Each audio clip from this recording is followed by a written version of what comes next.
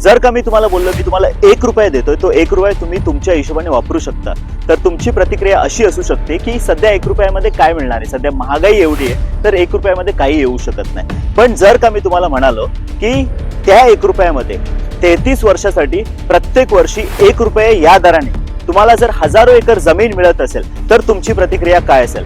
नक्कीच तुम्ही आनंदित व्हाल.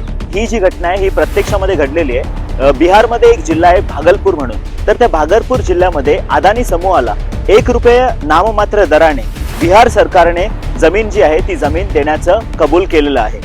आणि जर का आपण क्रोनॉलॉजी बघितली तर तुम्हाला माहितीच असेल की बिहारमध्ये सध्या निवडणुकींचे वारे वाहत आहे आणि त्याच्या पूर्वसंध्येला अशा प्रकारचा कॉन्ट्रॅक्ट एका उद्योग समूहाला, जो नेहमी चर्चेमध्ये असतो, त्या उद्योग समूहाला अशा प्रकारचा कॉन्ट्रॅक्ट देणं हे कितपत योग्य आहे ते तुम्ही ठरवू शकता.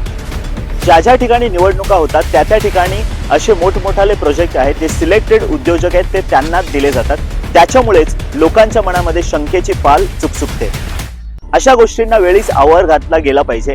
कारण आपण जर बघितलं, सरकार, राज्य सरकार असू दे किंवा केंद्र सरकार असू दे, बऱ्याचशा ठिकाणी जे कॉन्ट्रॅक्ट्स आहेत ते मोजक्याच उद्योजकांना देत आहेत. त्याच्यामध्ये अंबानी आणि अदानी हे आघाडीवर आहेत. आणि माझा अंबानी आणि अदानी यांना विरोध नाहीये, पण जर का आपण थोडं लॉजिकली विचार केला, आता बरेचसे कॉन्ट्रॅक्ट्स आहेत ते अंबानी आणि अदानी या 2 समूहांनाच दिले जातात.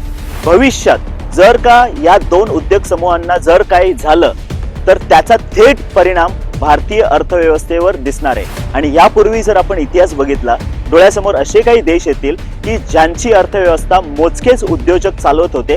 जेव्हा ते उद्योग समूह डबघाईला आले त्याचा थेट परिणाम त्या देशांच्या अर्थव्यवस्थेवर पडलेला पाहायला मिळालेला आहे.